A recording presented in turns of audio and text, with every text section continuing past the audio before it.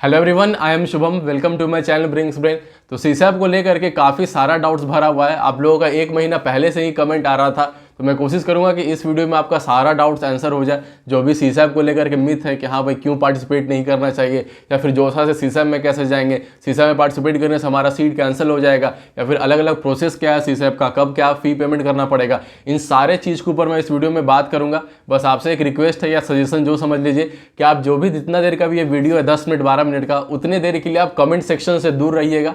पहले आप वीडियो पूरा देख लीजिए, उसके बाद कहीं कुछ समझ में नहीं आता, डाउट रह जाता तो कमेंट करिएगा। नहीं तो आप ऐसे ही हर एक क्रिएटर के वीडियो में कमेंट करते रह जाइएगा, आपका सॉल्यूशन कहीं नहीं मिलने वाला। तो आइए पहले सीसैप का थोड़ा सा ब्रीफ जान लेते हैं। सीसैप आपका जो जोसा का काउंसलिंग होता है, एनआईटी प्लस सिस्टम में जो भी सीट वैकेंट रह जाता है, एनआईटी प्लस सिस्टम के वैकेंट सीट को फिल करने के लिए सीसैप राउंड कंडक्ट कराया जाता है। आईआईटीज के लिए नहीं होता है, एनआईटी, ट्रिपल आईटी और जीएफटीएस के लिए केवल सीसैप राउंड होता है। इसे स्पेशल राउंड या स्पॉट राउंड भी कहते हैं। वैसे स्पॉट राउंड अब कहना ठीक नहीं है, पर हाँ ये शुरू हुआ कल्चर स्पॉट राउंड से ही। होता क्या था स्पॉट राउंड में, ऑन द स्पॉट एडमिशन होता था। कोई भी कॉलेज है उसमें जो भी सीट वैकेंट रह गया उसका उसने नोटिस निकाला, और उस कॉलेज का स्पॉट राउंड के नोटिस जो भी आया उसके बीच में जितने बच्चे फिजिकली पहुंच पाए उनका रैंक लिस्ट तैयार किया जाता था उसी सेम डे पर, और उस रैंक लिस्ट के अकॉर्डिंग जो भी सीट वैकेंट है उनको अलॉट कर दिया जाता था। तो यहाँ पे काफी लक फैक्टर रहता था कि आप जिस कॉलेज में गए हैं रिपोर्टिंग करने के लिए, वहां पर आपसे हायर रैंक कितने बच्चे पहुंच गए।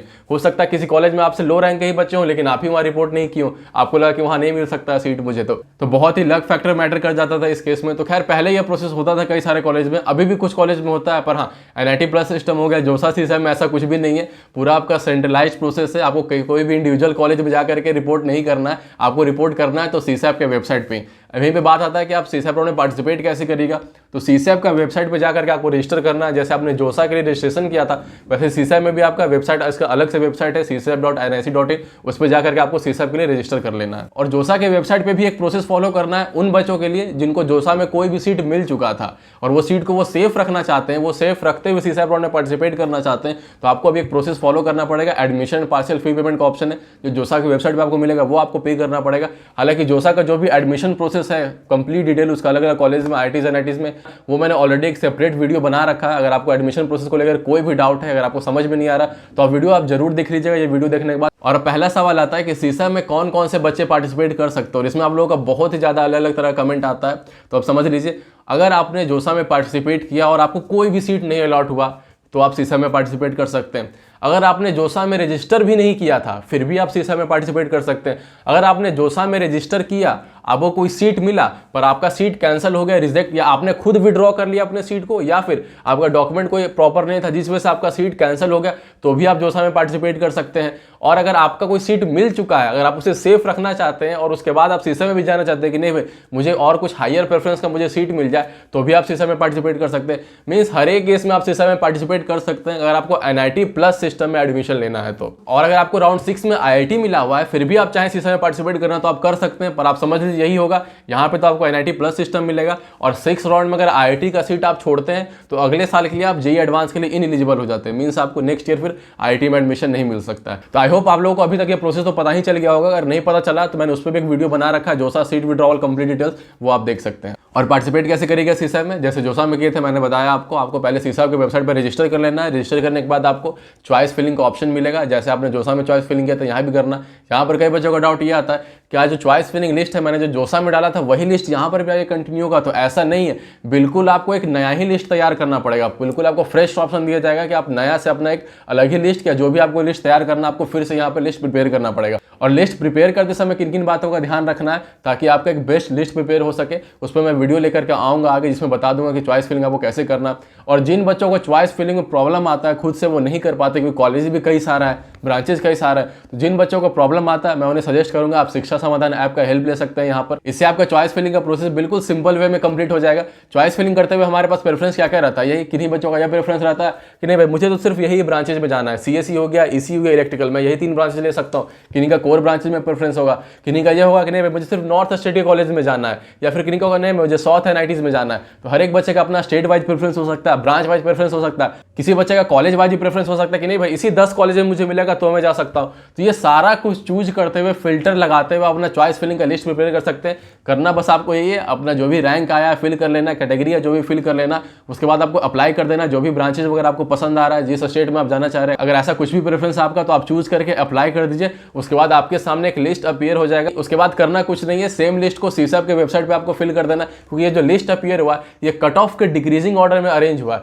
मींस जो भी आपका प्रेफरेंस था उसमें से बेस्ट ऑप्शन आपके लिए कौन सा रहेगा कट ऑफ वाइज, ये ऑब्वियसली समझा जा सकता है। जिसका कट ऑफ हाई जा रहा है वो आपके लिए बेटर ऑप्शन रह सकता है। तो इस तरह से आपका अरेंज होकर एक लिस्ट आ जाएगा जिसको आप डायरेक्टली फिल कर सकते हैं अपने सीसैप के वेबसाइट पे। और आप चाहें तो इसमें थोड़ा बहुत चेंजेस भी कर सकते हैं, किसी कॉलेज को ऊपर करना चाह रहे हैं, नीचे करना चाह रहे हैं अपने प्रेफरेंस के अकॉर्डिंग, तो वो भी करके आप इसमें सेव कर सकते हैं। और इन सब के अलावा जो सबसे बेस्ट पार्ट ये है, चॉइस फिलिंग में तो आपको सपोर्ट मिल ही जा रहा है, उसके साथ में आपको एक एक्सपर्ट काउंसलर भी अलॉट किया जाएगा। आपको किसी भी तरह का डाउट आ रहा है चॉइस फिलिंग में लेकर के या कॉलेज को लेकर के, वो आप डायरेक्टली उनसे बात कर सकते हैं कॉल या ईमेल के थ्रू। चॉइस फिलिंग का और काउंसलिंग सपोर्ट का इसका चार्जेस आपको लगेगा 1500 रुपीज है जोसा और सीसैप के लिए, और अदर टाइप्स ऑफ काउंसलिंग के लिए आपका 1000 रुपीज है। और इसके अलावा और भी कई बेनिफिशियल फीचर हैं जो बिल्कुल फ्री में आप यूज कर सकते हैं। तो डिस्क्रिप्शन बॉक्स में लिंक दिया हुआ, तो एक बार जाकर के इस ऐप को जरूर चेकआउट करिएगा। अब अगला सवाल आता है कि जोसा से सीसैप में हम जाएंगे कैसे, और अगर हमें कोई सीट मिल रखा है जोसा के राउंड में तो क्या सीसैप में पार्टिसिपेट करने से वो कैंसिल हो जाता है? तो ऐसा नहीं होता है, जोसा का सीट आप सेफ रख सकते हैं। उसके लिए आपको क्या करना पड़ेगा, मीन्स आप जोसा से सीसैप में जाइएगा कैसे। अगर आपको कोई सीट नहीं मिल रखा है तब तो मैंने बता दिया कोई प्रोसेस नहीं है आपके लिए, डायरेक्टली आप सीसैप में जाकर अपना रजिस्टर कर लीजिए। अगर आपको सीट मिल रखा है जोसा के राउंड में भी और आप उसे सेफ रखना चाहते हैं तो आपके जोसा के वेबसाइट पर जो एडमिशन पार्शियल फी पेमेंट का ऑप्शन है वो आप पे कर दीजिए। ओबीसी जनरल ईडब्ल्यूएस के लिए आपका 40,000 रुपीज़ है और SC ST पीडब्ल्यूडी के लिए आपका 20,000 रुपीज़ है।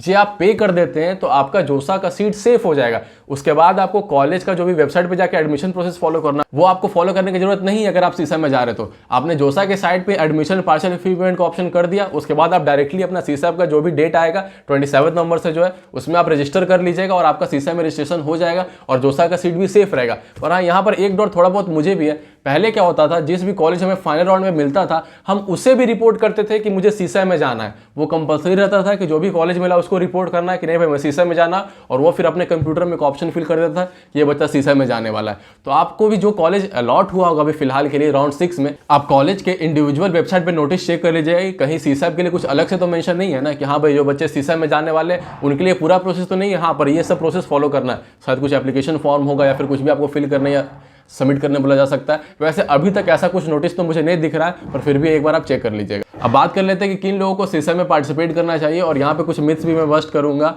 तो देखिए, अगर आपको जो भी फिलहाल सीट मिल रखा है उससे आप थोड़ा सा भी अनसेटिस्फाइड हैं और बेटर सीट का चाह है तो आपको सीसैप में पार्टिसिपेट करना चाहिए, क्योंकि कोई दिक्कत नहीं है सीसैप में पार्टिसिपेट करने से। प्रॉब्लम क्या हो रहा है, बस यही होगा ना कि कुछ दिन तक और घबराहट बना रहेगा कि फाइनली मुझे कौन सा कॉलेज या ब्रांच मिलने वाला है। इसके अलावा तो और कोई दिक्कत नहीं है। 2000 रुपीज बस आपको पार्टिसिपेशन के तौर पर पे करना है सीसैप में। इसके अलावा जो डबल फी पेमेंट का पहले ऐसा होता था, अब वो केस रहा भी नहीं है। कि पहले होता क्या था, जोसा में जो आपको सीट मिल गया उसको आपको कॉलेज में जाकर के पहले एडमिशन लेना पड़ता था, उसको वहां पर भी आप फी पेमेंट कर दी। उसके बाद सीसैप में अगर आपको कोई सीट मिल जाता तो वहां भी फी पे करना पड़ता था। पर अब ऐसा तो कोई भी केस है ही नहीं। आपको डायरेक्टली फाइनली जो कॉलेज अलॉट होगा राउंड 2 खत्म होने के बाद डायरेक्टली आपको वहीं पर जाकर एडमिशन लेना है, और जो भी एडमिशन का चार्ज है वो आपको वहीं पे करना है। और आपने जो जोसा के साइड पे जो भी फी पे कर रखा है, सीट एक्सेप्टेंस फी हो गया या फिर पार्शियल एडमिशन फी पे हो गया, वो डायरेक्टली जो फाइनली जिस कॉलेज में जाकर एडमिशन लीजिएगा राउंड 2 के बाद, स्पेशल राउंड 2 के बाद, वहां पर वो एडजस्ट हो जाएगा। और जो भी बचा हुआ अमाउंट होगा एडमिशन फी का, जैसे जनरली 1 लाख रुपीज फी रहता है एनआईटीज में, तो अगर आपने 75,000 पे कर दिया तो 25,000 आपको डायरेक्टली वो फाइनल कॉलेज में ही पे करना है, ना कि उस कॉलेज में जो आपको जोसा के साइड में अभी मिल रखा है। तो कोई डबल कॉलेज फी पेमेंट का भी चक्कर नहीं है। पर हाँ, एक चीज ये होता था, जहां पर भी जैसे ऑनलाइन रिपोर्टिंग हो रहा है तो अभी तो चलिए चल जा रहा काम, पर जब ऑफलाइन रिपोर्टिंग होता था तो हमें करना क्या पड़ता था, जोसा राउंड 6 के बाद जो कॉलेज मिला वहां जाकर के हमें रिपोर्ट करना पड़ रहा है।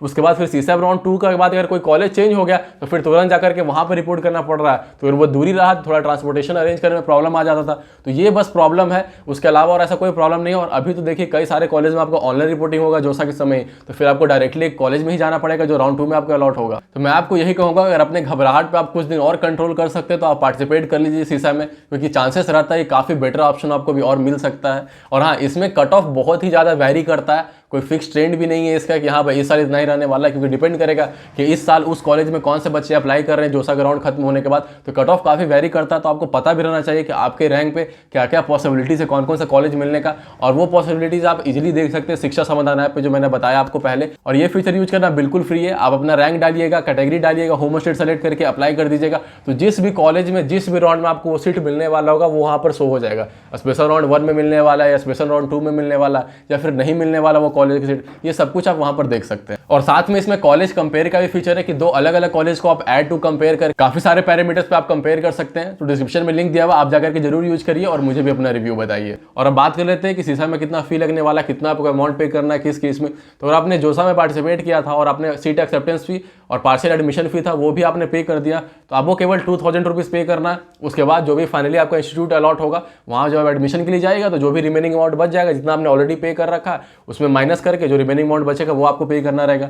और अगर आपने सीट एक्सेप्टेंस फी पे किया था जो समय पर एडमिशन पार्शियल फी पेमेंट नहीं पे किया, तो भी आपको 2000 रुपीज़ ही पे करना है। जो 35,000 आपने पे किया था वो एडजस्ट हो जाएगा जिस भी कॉलेज में आकर फाइनली आप एडमिशन लीजिएगा तो। और किसी बच्चे ने अगर विड्रॉ कर लिया था, 35,000 पे कर दिया, पे करने के बाद फिर विड्रॉ किया तो अभी तक तो उनका रिफंड आया नहीं होगा, उस केस में उनको 2000 रुपीज़ ही पे करना है जो आपने पे कर रखा है। अगर आप यहाँ पर एडमिशन लेते हो कॉलेज में जाकर के तो वो एडजस्ट हो जाएगा। पर अगर आपने किसी भी तरह का पेमेंट नहीं किया था जोसा के राउंड में, फिर आपको 37,000 रुपीज़ पे करना है यहाँ पर, अगर आप ओबीसी जनरल या EWS है तो। और SC ST PWD के लिए आपको 22,000 रुपीज़ पे करना है। हाँ, यहाँ पर एक डाउट ये आता है, क्या मैं सीसैप के राउंड से फिर विड्रॉ कर सकता हूँ? तो हाँ, राउंड 1 के बाद आप विड्रॉ कर सकते हैं। सीसैप आपका 2 राउंड में होता है, राउंड 1 और राउंड 2 में। राउंड 1 के बाद आपके पास ऑप्शन रहेगा विड्रॉ करने का। अगर उस समय आप विड्रॉ कर लेते हैं तो आपका कुछ जो अमाउंट है प्रोसेसिंग चार्ज होता है वो डिडक्ट करके आपको रिमेनिंग अमाउंट आपको रिटर्न हो जाने वाला है। पर राउंड 1 के बाद राउंड 2 का रिजल्ट आ जाता है, उसके बाद आप विड्रॉ करते हैं या एडमिशन नहीं लेते तो उस केस में आपको रिफंड नहीं हो पाएगा। तो बस यही कुछ बातें बतानी थी मुझे आपसे इस वीडियो में। आई होप आपका काफ़ी सारा डाउट क्लियर हो गया होगा। और हाँ, अब आप कमेंट कर सकते हैं, अगर फिर भी कोई डाउट रह गया तो आप कमेंट कर दीजिए। मैं आगे जो भी सीसैप को लेकर के वीडियो लाऊंगा उसमें से किसी में आपके डाउट्स को मैं आंसर कर दूंगा। और वीडियो पसंद आया तो मेरा भी एक डाउट क्लियर कर दीजिए। सब्सक्राइबर काउंट पता नहीं क्यों बहुत धीरे धीरे बढ़ रहा है, थोड़ा तेजी से बढ़ाइए उसे। वीडियो पसंद आया तो लाइक जरूर करिएगा वीडियो को और सब्सक्राइब करके जुड़े रहिए चैनल से, ताकि आगे भी आपको बेनिफिशियल कंटेंट मिलता रह सके। तो आज के लिए बस इतना ही था। चलिए दोस्तों, फिर मिलते हैं अगली वीडियो में।